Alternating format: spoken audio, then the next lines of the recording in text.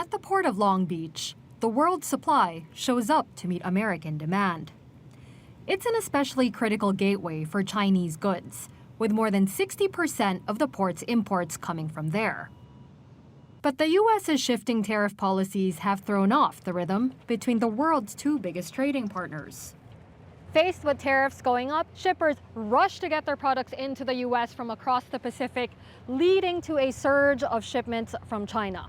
Then tariffs of 145% were slapped on Chinese goods in April.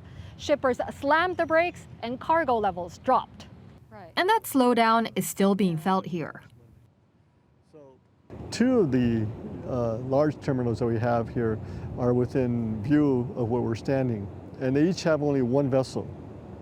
They each have the capability of having 3 container vessels at once. So if you were here in January or prior to April 2nd, you would have seen 3 vessels there at each one of these terminals. But things are changing yet again. On May 12th, a 90-day truce was announced. U.S. tariffs dropped to 30% and China's to 10%. Now ports are bracing for another spike in arrivals as shippers race to move goods before that 90-day window shuts, with little idea of what tariffs may look like after that. I do expect that we're going to have a surge of sorts because right now there's still a lot of uncertainty. Ports and surrounding operations depend on complex systems balancing logistics, economics, and labor, and that requires predictability. It's an older facility. This was built in 1942. We're in what's called the overweight corridor. Few people know that better than Weston Labar, the chief strategy officer at Waterfront Logistics, just a few miles from the ports of Los Angeles and Long Beach. It's a company offering trucking and warehousing. Because of the tariff-beating shipment surge from a few months ago, Labar says goods are staying parked here for longer and at greater volumes than they're used to. Because on a normal day, these products would be coming in that door, and they'd be going out that door.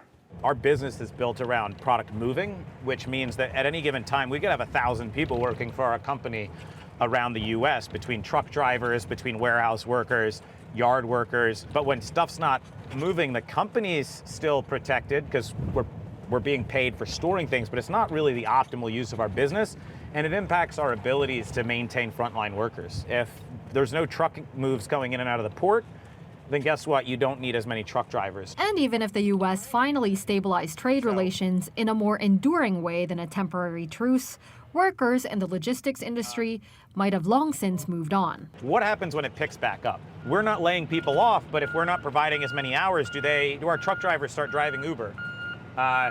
Do our warehouse workers start working, retail or DoorDash or something else, right? How do you build back that infrastructure quickly, because it's not like at a drop of a hat, it just turns back on. Around the port, the truce has fueled a sense of optimism that things will turn back on and that operations here will normalize again more permanently. But as of yet, no one knows when. And in a sector where timing is everything, the unknowns remain a heavy burden to bear.